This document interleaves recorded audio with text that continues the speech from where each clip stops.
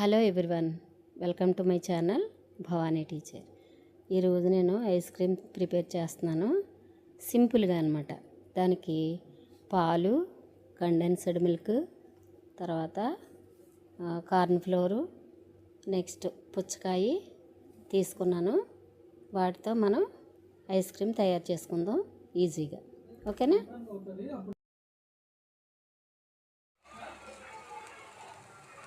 First మనం పాలు తీసుకోవాలి. మనకి ఎంత ఐస్ క్రీమ్ కావాలి అనే దాన్ని బట్టి మనకి ఎంత పాలైనా తీసుకోవచ్చు. తీసుకుని అవి స్టవ్ మీద పెట్టి బాగా చిక్కగా మరిగే వరకు తిప్పుకుంటూ మనం మరిగించుకోవాలన్నమాట. చూడండి, ఇక్కడ వీడియోలో కనిపిస్తున్నట్టు పాలు బాగా దగ్గరికి వచ్చే వరకు, అంటే బాగా చిక్కబడే వరకు మనం కాచుకోవాలి. అలా కాచిన తర్వాత మన దగ్గర కస్టర్డ్ పౌడర్ ఉంది కదా, అది కానీ లేకపోతే కార్న్ ఫ్లోర్ కానీ వేసి దాన్ని క్రీమీగా తయారు చేయాలి. తర్వాత ఇదే టైంలో మనం కొంచెం కండెన్స్డ్ మిల్క్ కూడా వేసుకోవాలి. దీనికి కొలతలు ఏమీ ఉండవు. మామూలుగా మనం అది చిక్కబడేంత వరకు కస్టర్డ్ పౌడర్ కానీ లేకపోతే కార్న్ ఫ్లోర్ కానీ వేసి కలుపుకుంటూ ఉండాలన్నమాట. ఇలాగా క్రీమీగా మారిన తర్వాత మనం ఏం చేయాలంటే ఒక మిక్సీ జార్ తీసుకొని దానిలోకి కొంత పుచ్చకాయ ముక్కలు కొన్ని వేసుకుని మనం క్రీమీగా తయారు చేసుకున్న ఈ మిల్క్ క్రీమ్ని మిక్సీ జార్లో వేసేసుకోవాలి. చూడండి, కొంచెం కండెన్స్డ్ మిల్క్ కూడా వేస్తున్నాను. దీనికి చెప్తున్నాను కదా, కొలతలు ఏమీ లేవు. మనం అప్రాక్సిమేట్లీ చూసుకొని వేసుకోవడమే అన్నమాట. ఇప్పుడు దీన్ని మనం మిక్సీ పట్టుకుందాం.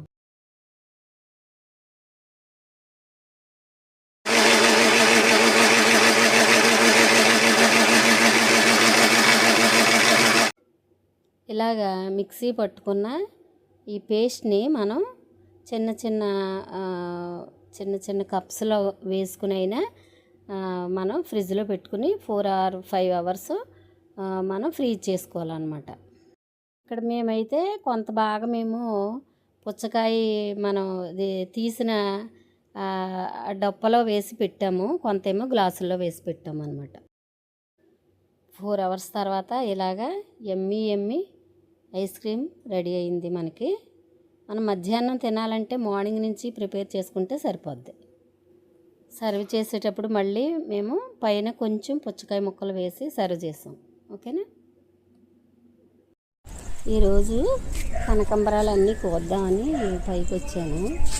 చూడండి, ఇవి మొత్తం అన్నీ ఈ ఏంటంటారో డబ్బాలో కూడా పాలినేషన్ కోసం వెజిటబుల్స్కి అక్కడక్కడ మధ్యలో వచ్చినాయి అన్నమాట. ఇప్పుడు ఏంటంటే ప్రతి చోటకి వెళ్ళి వంగుని కొయ్యడానికి నాకు కొంచెం ఇబ్బంది అనిపించి ఒక చోటకి తెచ్చేసుకున్నాను. ఇప్పుడు శుభ్రంగా కూర్చుని కోసుకుంటాను అన్నమాట. చింత చిగురు కూడా అంతే కదా, నేను ఒక చోట పెట్టుకుని దగ్గర కూర్చుని కోసుకుంటాను. సరేనా?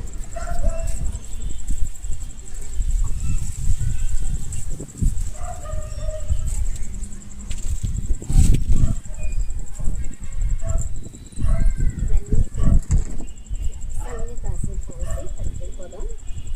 మాల కడదామని చెప్పేసి వచ్చాను. అయితే విపరీతమైన గాలి వేస్తుంది. సైక్లోన్ అని చెప్తున్నారు కదా, విపరీతమైన గాలి వేస్తుంది.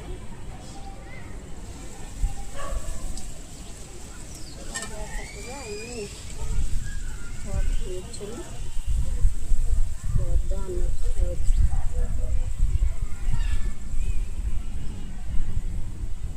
ఇలా చిన్న టబ్స్లో వేసుకోవడం ఉపయోగం ఏంటంటే మనం ఎక్కడికైనా తెచ్చుకుని హార్వెస్ట్ చేసుకోవచ్చు.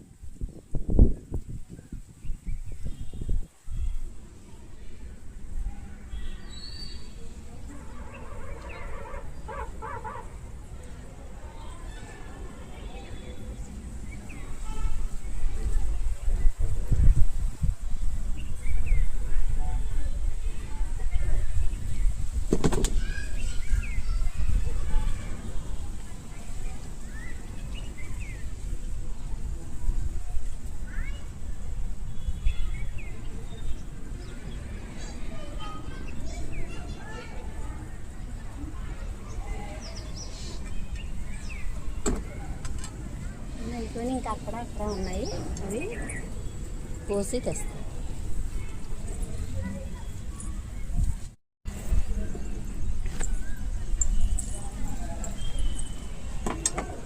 మనం వెజిటబుల్స్ కానీ ఈ పూలు కానీ హార్వెస్ట్ చేసిన తర్వాత ఆ మొక్కలకు నీళ్లు పోయాలి తప్పనిసరిగా.